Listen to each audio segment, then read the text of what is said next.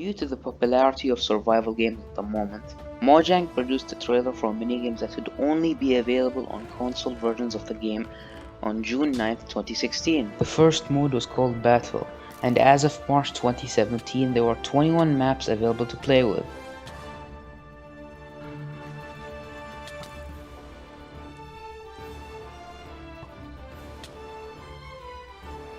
Now, what made this game mode special was that it had a 15-second grace period, the chests would occasionally refill, and you could even take out every item out of the chest at once. But what was really beneficial for the players though, was that it allowed the host to add custom settings that would primarily change the game as you played. And out of all the other minigames, Battle Mode felt the most popular to all other players at the time, as many creators were posting videos entertaining their audiences while playing these minigames with friends. There were also settings for round length, grace period, and the item refill time, which would offer a unique experience every time they play.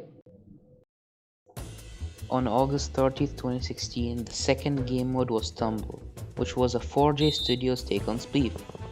As the game updated, players were given the option to update, which allowed them to change the game's features to suit their preferences, such as the number of lives per round, the number of size of flares, and the use of shovels, snowballs, fireworks, and even levitation potions.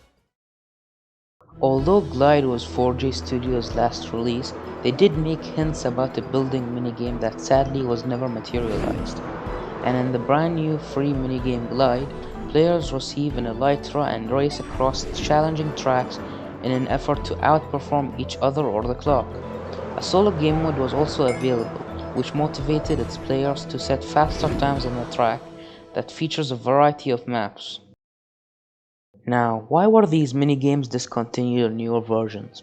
Well, in any case, on September 30th, Mojang had just released the Better Together update, which had combined the Pocket Edition, Windows 10 Edition, Xbox, PlayStation 4, and Nintendo Switch versions of the game into one version that is now known as the Bedrock Edition, allowing cross-play between all these devices. However, after the aquatic update in 2020, no further updates were made. This is due to a number of factors, but the main one is that the older console generations and devices were based on older versions of the game and could not be able to keep up with the constant updates and hardwares on new consoles, possibly making it difficult to run the game properly or smoothly. And as time goes on, more and more gamers will switch to different consoles, forcing the developers to regularly update and maintain older games with tiny player bases, which will make them less profitable than they previously were. Now, why weren't these minigames added to Bedrock?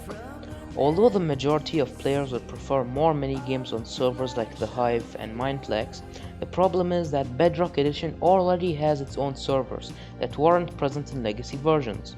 Additionally, the previous minigames wouldn't work with the Bedrock Editions due to the differences in code, and porting the minigames would require a significant amount of time and resources.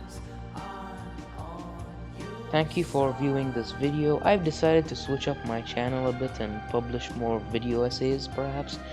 Now please leave a comment with your thoughts on the video and I'll most certainly respond.